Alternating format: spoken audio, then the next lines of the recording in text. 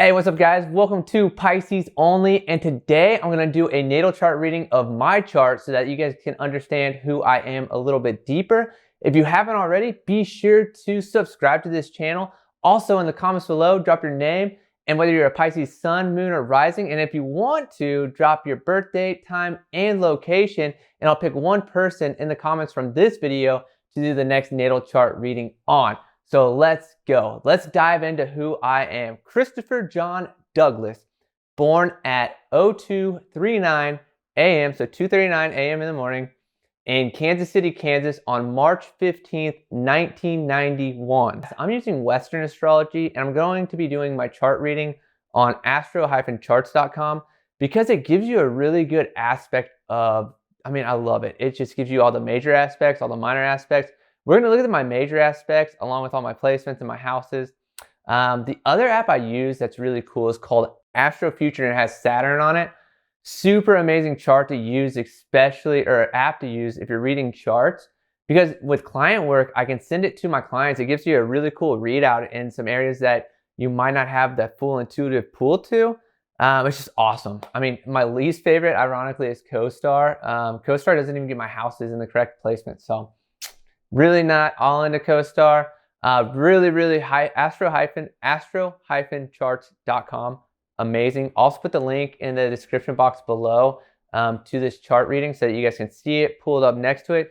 Because what I want to do is share truly and wholeheartedly who I am, but also have you guys look at this chart as I go through it to spot out anything that I might be missing, because I think it's a really cool engagement activity. Plus, I love having my natal chart read by people who actually know how to read them. So without further ado, let's get started. So the coolest thing about my natal chart that I want to start off with is my sun and my moon are in Pisces, which is super powerful. And my whole entire life has been extremely difficult in not knowing who I am, because I'm also, if you do the math, I'm a life path 11, I'm a 2-9-11, and with a Pisces sun and moon, I have all this intuition that just pours in, but half the time I don't know if it's other people's energy or my own energy. And so I'm 31 years old, and this 31 years has been extremely difficult in identifying who the heck I am. And you'll see that, and those are at 24 and 12 degrees, so they're not quite conjunct, they're almost conjunct. Thank God they're not conjunct. I would be insane if they were. But so something that I'll fully explain this to is that my south node is in Cancer, so my north node's in Capricorn. In this lifetime, I came to rise to independence, power, and I have the greatest ability to rise to where I'm going, which I feel like this is really in that slot, because I love content creation, I love spirituality, I love helping people, I love talking about astrology, I love being a Pisces, and I love sharing my Pisces gifts with other people. But the one thing I love most is connecting with other Pisces.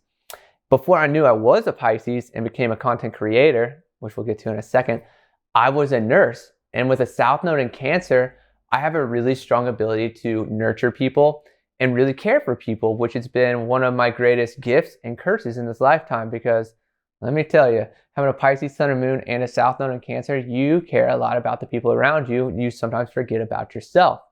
But every time I forget about myself, the universe pushes those people away to pull it back to me, which I've found recently. And this is that's actually the lesson of my Chiron in Cancer, is to see that everybody around me is a mirror of me. And when others stop giving me attention, I seem to realize that I stopped giving myself attention.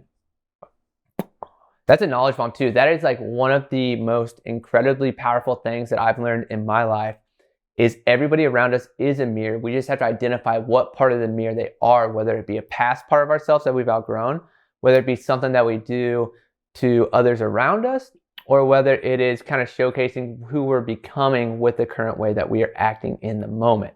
That is so powerful. To get to the next part, actually, let's just go through my whole chart and then we'll come back to each pieces. So we got the sun and the moon and the south node knocked out. So my sun and my moon are in Pisces. Sun is at 24 degrees and my moon is at 12 degrees.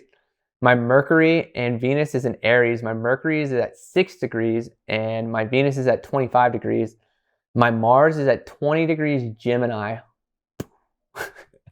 So much in there, but it gives me the ability to do what I do today. My Jupiter's in Leo, 3 degrees retrograded. Came to learn to get my power back from what ignites me, not anybody else but me. Leo energy, right? My Saturn is in Aquarius at 3 degrees, which is actually in straight opposition to my Jupiter. So discipline creates expansion. The Cancer South Node, that's really actually difficult. Uranus and Neptune are conjunct in Capricorn. Uranus is at 13 degrees, Neptune is at 16 degrees, and then Pluto is in a Scorpio at 20 degrees, retrograding as well. So I have 2 retrograding planets in my major planetary bodies, Jupiter and Scorpio. Jupiter in Leo and Scorpio and Pluto. I came in this lifetime to really manifest and grab onto my power to grow and develop and help people around me. But the Pisces Sun and Moon, like so much karma in this lifetime to help others. But with this Capricorn ascendant, I don't know if I said that too. I have a Capricorn ascendant at 6 degrees that gives me all this power that I want to dive into in this lifetime. Because let me tell you, the one thing I've given away in this lifetime is a ton of power, but it wasn't purposely. It was part of my journey that I'm really starting to capture that back and pull it in. Pissing off a lot of people doing that, but you know, they're not meant to be in the life if that happens. So, and then last, I have a 29 degree midheaven in Libra. So I have a critical degree of my midheaven in Libra. 10th house, or my midheaven, goes into Scorpio, which sits in with my Pluto. That's in retrograde. So something that I've learned with retrogrades too is retrogrades can be later development of power. So your soul, if you have retrogrades, can either be karmic, meaning that in a past lifetime, you might have screwed up your power, you might have used it a little too much, and when you misuse that power, you hurt some people. So in this time, you got to work for it. Or it can also be that, you know, you're like, hey, I don't want to get all this out of my way in my first 20 years of life. I'll tell you what, let's have it onset around 33 so that we can really just have all this knowledge that we've gained and just find that center and go, which I feel is kind of my path, especially being a life path 11 and Capricorn rising. We actually don't hit power or understand our purpose until about 35 to 45, which you'll see entrepreneurs in these signs just take incredible jumps out of the blue and become very, very efficient at what they're doing because they've failed so many times, which is something that I can resonate with. I think I'm on my 3rd startup or whatever, but I do a lot of brand building too, which I've built so many brands that I know how to do stuff like this now. Blessing in disguise. So let's look at some major aspects of my chart. Actually, before we get too far too, let me add in, so on Astro Futures, they have this awesome part of their app that allows you to look at all the asteroids too. So the asteroids I have are, oh, this is crazy too. So my Lilith is in my 12th house, Sagittarius at 25 degrees. That is really hard with a Pisces Sun and Moon, but it also means in a past life, I was really philosophical. While we're talking about this, if you guys resonate with this, I also had a past life journey in a sacred ceremony and was on the Titanic with my family, 2 kids and a husband. I was a lady in that one, and we drowned. Yeah, so hate cold water this lifetime. But my Ceres is in Scorpio at 3 degrees retrograding. My Pallas is in Virgo retrograding as well. Gosh, these asteroid retrogrades are killing me. Juno's in Capricorn at 19 degrees. Cha-ching. Vesta's in Taurus at 29 degrees, so that's another critical degree. Then my Chiron's in Cancer at 21, and Pholus is in Cancer at 9 degrees. So, wow, lots of stuff happening here. So let's take a peek before we get too far into stuff. Let's look at my major, God, I can't even think of the word. What do you call that? Major aspects. Let's look at my major aspects. Number one, the most major aspect that I have in my chart and the most powerful, hardest freaking thing for me to understand is my grand trine. So I have a grand trine that is in my Sun in Pisces at 24 degrees. And then I have Chiron in Cancer at 21 degrees. And then I have Pluto in Scorpio at 20 degrees. And if you count in South Node, I actually have a double trine with the Sun and then my South Node and Pluto.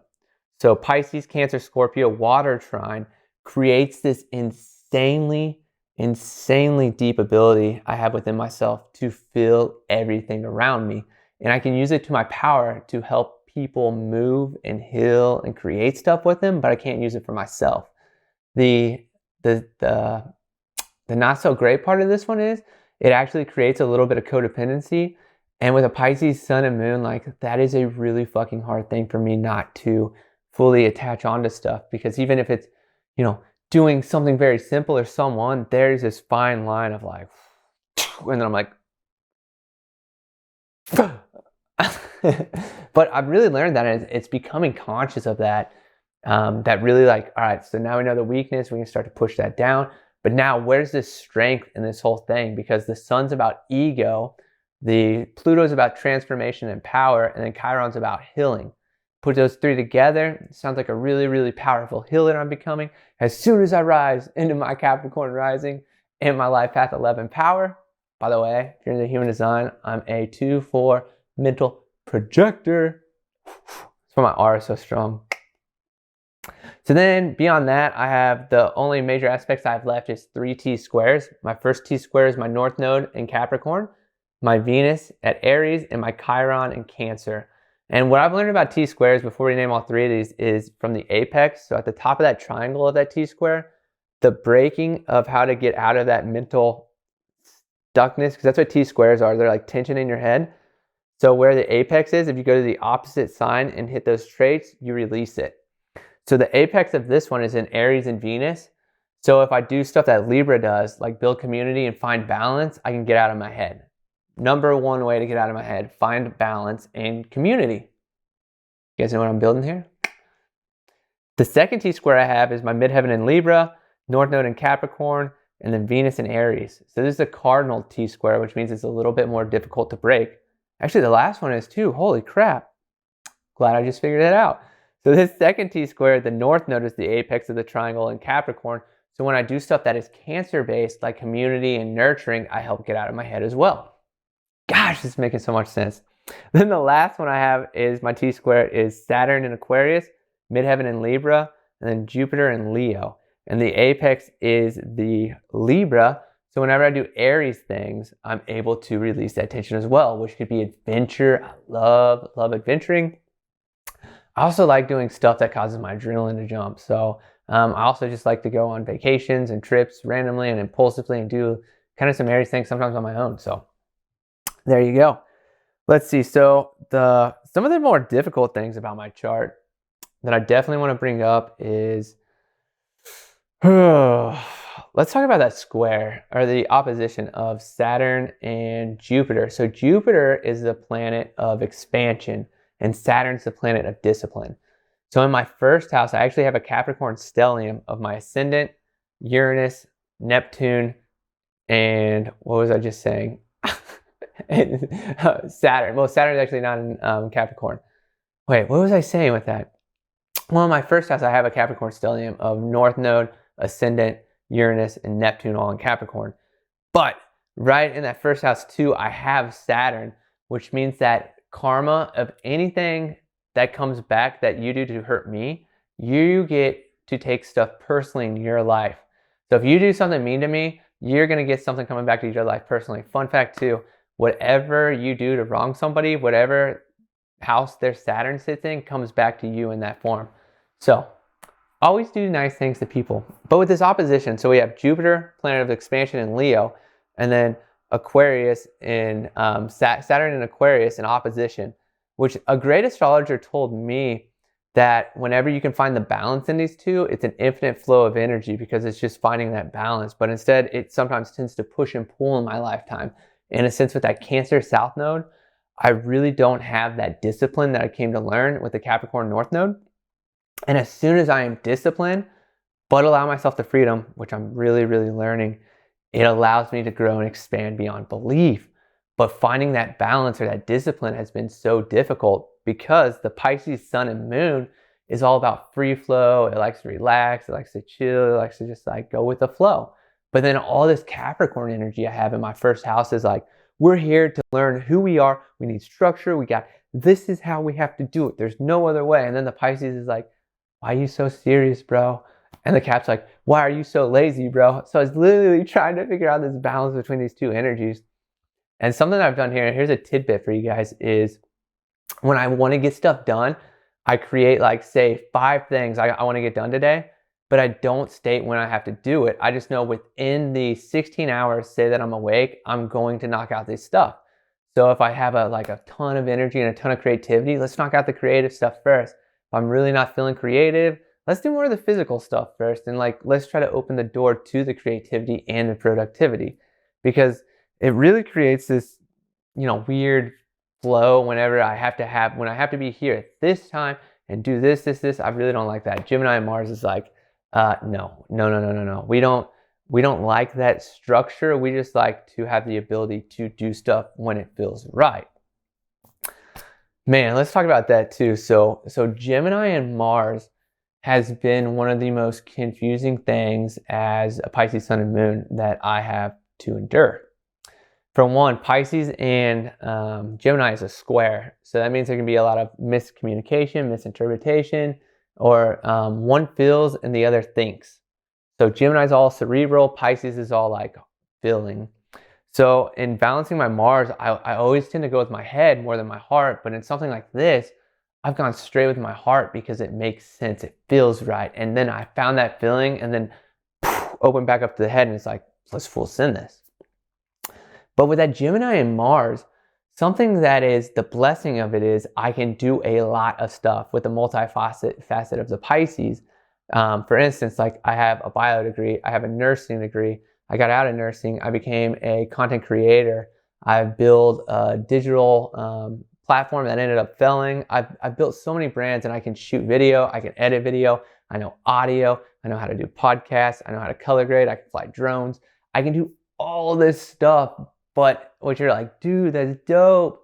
But then when you're trying to figure out who you are and what you can do, and you have all these skills, it's really hard to figure out exactly what you're supposed to do with it.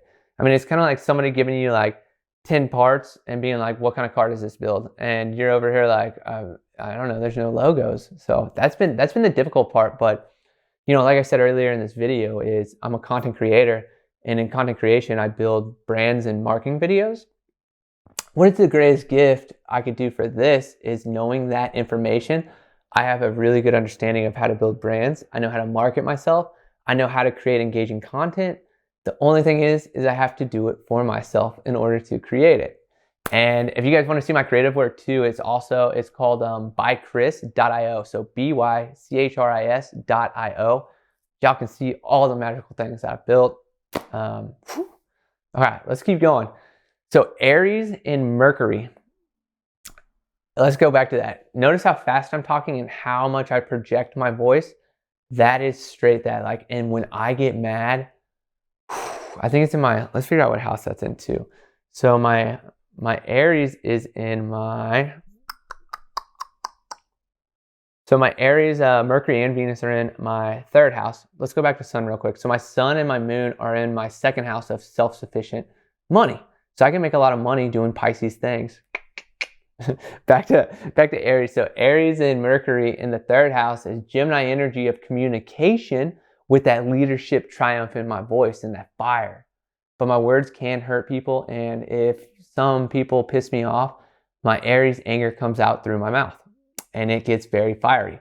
In love with Venus, my Aries and Venus, let me tell you, I wear my heart on my sleeve.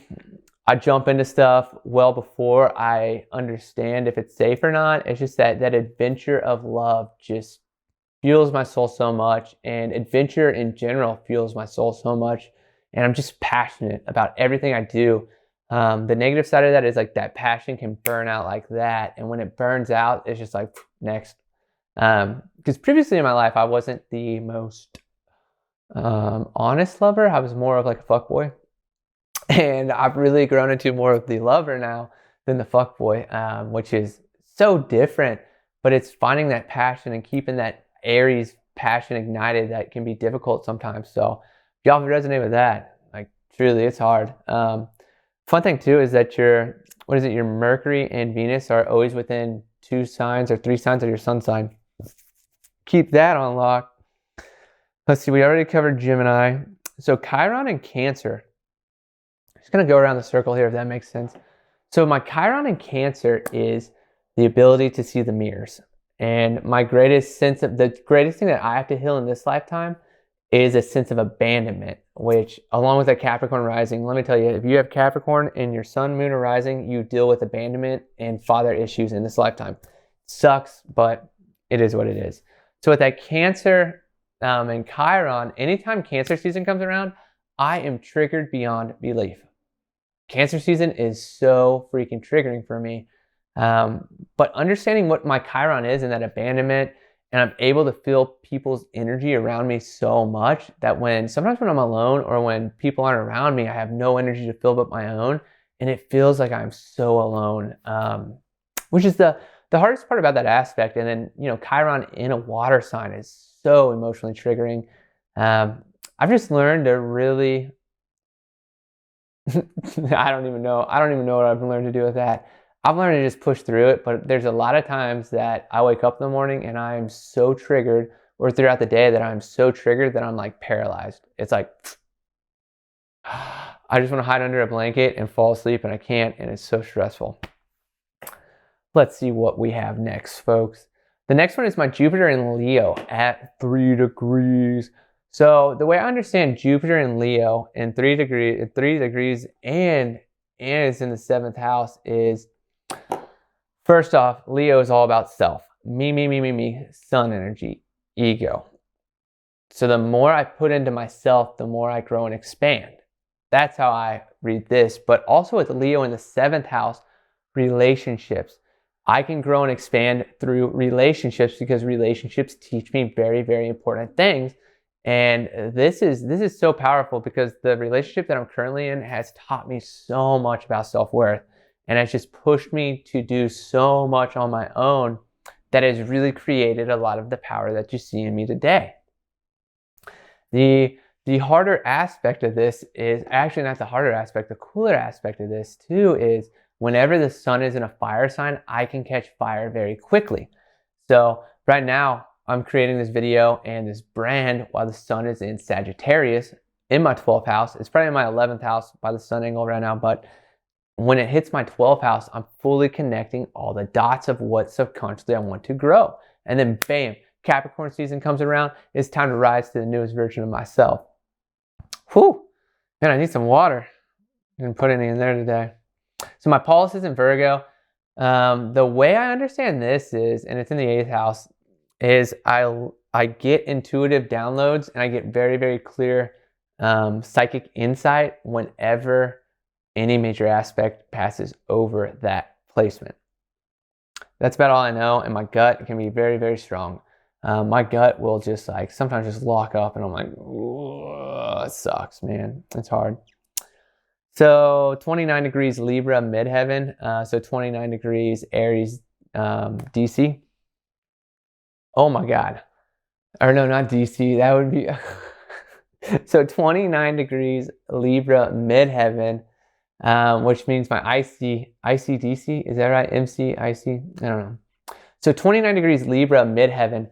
I never noticed this until I think last year in my chart. Having a critical degree in midheaven is so freaking cool. It means that I have a very, very good chance to become famous in this lifetime, which is something that I have always wanted, and we'll get to why soon. But I have to balance my inner world and my outer world in order to find balance to move forward, which has been very, very difficult, especially with all the emotions of the Pisces running through me. And I've learned that when I get in my head, I have to get out of my head and into my body to release it to find the balance, which is probably the most difficult thing. But the more I do, it's midheaven in Libra is also very good for an artist, creatives. It's very, very good, but you just have to build something, and it's a very good placement for business and politics. Who knows, with that Pluto in Scorpio, which we're getting to next, retrograded, I might have the ability to do that because it's in my 10th house. I've always had this subconscious call to politics. I don't have any idea of how I'm ever going to get into them and if I will. But when I was a nurse, I would have never thought that I'd be filming videos and be a content creator. Bam. Ooh, this is still going to record too. Maybe we can go to 30 minutes. So it's crazy to to know that, and it's just something that deep down I understand or feel in myself that one day I might be in politics, and if that happens, I'm gonna be ready for it because I love to fight for what's right, and I also don't back down to stuff that I truly believe in. Boom. So then my 10th house in Scorpio too is through transformation and through that inner transformation, I can grow everything and anything. And I think that's one of the most powerful things, but it's the ability to go into that really deep stuff that I don't want to. That's where I really start to grow and develop and transform, which is so powerful. So powerful. So Lilith in the 12th house is one of the most difficult things of my chart because subconsciously I have this dark feminine energy that just wants to be expressed. And I'm like, oh my God, I call it my subconscious slut. Like subconsciously there's this part of me that is just like, it wants to be expressed. And if I don't express it, it starts to murder me insane. Like it gets me like so locked in my head sometimes. But as soon as I'm able to identify it and find ways to express it, whether it be through art, whether it be through like, dancing or like you just have to get it out of you. And it's that Sagittarius fire. The early aspect of this that I dealt with was in relationships. I always felt like I never wanted to be in a relationship because I felt like it was holding me back from all the stuff that I could do. But as I mentioned, relationships actually help show me the greatest power in my lifetime and help me grow and expand as long as I don't lose sense of me. Whew. Next up, let's go back to all the Capricorn energy now. So the Capricorn energy with my Neptune and Uranus conjunct in Capricorn in the first house, I have a piercing insight into the future, which I don't know how to control yet. And what happens with this is sometimes I just get these psychic flashes and I'm like reality stops. I get like a 10% opacity over the top of me and I'm just like, whoa. And then I have this deep sense that I need to pursue it and I need to chase it and I don't know why, but I'm fucking doing it. Let's see, Uranus in Capricorn, that's essentially my want to have that power, to have that wealth, to have all that structure and all this awesomeness in my life. And this app actually says it really well. So let me find it real quick. So, oops. So my Uranus in Capricorn is level-headed, strong, resilient. I don't back down easily, innovative manager with a knack for business and politics. And you bring a freshness and to the usual routine. Highly practical with a vision for improving existing management styles. And I'm also a candidate for high-level positions. Bam, let's go. I think that truly describes who I am or who I'm becoming too, because Capricorn's my ascendant. So this is who I want to be later on in life. Bang. The second part of this Capricorn is my Capricorn and Neptune, which says I'm refined and reserved, which I think is very true. I dream of success, wealth, and power. I am conservative and believe in dignified leadership. You're not only fascinated by tradition, but believe that the world would be a better place under control of monarchies. That part always throws me off a little bit. Form should always follow function, and the practical way is always ideal. I think, and then putting these two together, that's a lot of Capricorn power, especially with my Capricorn North node of who I'm becoming. And then having to wait for that Capricorn ascendant. I mean, that's the most stressful part of my chart is I've always been smarter. I've just had more skills than everybody around me, but I feel like I'm in this tank that's just being, I feel kind of like handcuffed to everything around me of having this knowledge, this ability, but not having that discipline to just like go forward and do it. Until now, I really feel like the gates are starting to open towards that, which I hope they are because it really makes sense and resonates with me. Whew. The one thing in my chart that I need more understanding of is my Saturn in Aquarius. I know this can make me eccentric and can bring some travel in, but in the first house, I think it's all about discipline and meeting that higher self. Aquarius is the sign of higher self. So it's finding that balance of emotions and air, like where can you understand but be free? Man, which is something that I'm really chasing in this lifetime. Let me tell you. I think, and I know this with my chart too specifically, the more peace I find within, the more power I create on the outside. So I really can't find peace by doing things around me. Everything in my life has to be done internally to create stuff externally. which is, super difficult because I think Pisces, we are so internal, at least I am. That sun and that moon, I'm so internal that I forget sometimes that there is a reality out here, or sometimes I go so far outward that I forget to come inward. And that can be a little stressful and hard to deal with sometimes. Let's see, what else is calling to me? If you guys know anything about the asteroids and those placements, drop that in the comments below because that's something I'd like to learn more about. I know my series is all about nurturing. In my chart too, this is really cool with the anchors and my ascendant, descendant, midheaven, and IC. I forget what that IC stands for too. So I have Capricorn, Cancer, Libra, Aries. So all four corners of my chart are leadership signs or cardinal signs, which I have, in equality. So I have cardinal, mutable, and fixed in a perfect balance, which means I can hold my own, I can adapt, and I can also lead. And then my masculine and feminine is a perfect 50-50 split, which in life has given me the ability to be a masculine to females, but also be a feminine to masculine energy. So I can help soften out both sides. And the hardest thing too is understanding how to make my masculine and feminine balance each other. Because when they're not balancing and I'm giving too much, the masculine gets like, hey, come back. And then he pulls back the feminine too much. And then the feminine gets stretched. And it creates a lot of inner imbalances. But as soon as it gets to balance, like I feel really, really good and can just get stuff done quickly. And then my water is the most predominant. My fire is very close behind it, and earth. And then I have a little bit less air.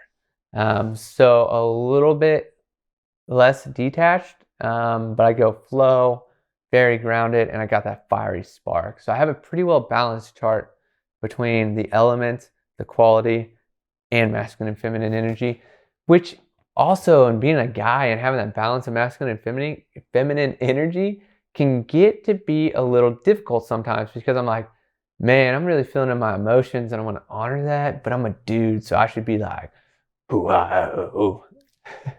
So that's been a confusing part of my life because sometimes I feel like I dive too much into the feminine and I'm in my emotions, my intuition, which is where I have to be to create. But then when I'm in the masculine, I'm just working hard and I'm exhausting myself so much that I don't feel like I burn out quickly. And that's the mental projector in me too. It's just like, whew, I can get stuff done quickly, but also have the chance of burnout a lot quicker as long as if I don't have an energy source like a generator, a manifesting generator around me. Man, by the way, we're going to do a human design breakdown too. Human design has been really good to piece together the astrology, numerology, and that into one container of truly who I am, which is a spiritual guide, I believe. I believe I'm a spiritual guide here to help guide others and myself on their journey to, what's the word for that? Their greatest version of themselves. I don't know. I've always thought that. So I don't know if you guys have picked up anything in the charts below. I wish I could see the comments when we were doing this live, but if you guys picked up anything in this whole natal chart reading or anything really stood out to you that I breezed over or maybe didn't touch on, please, please, please drop it below.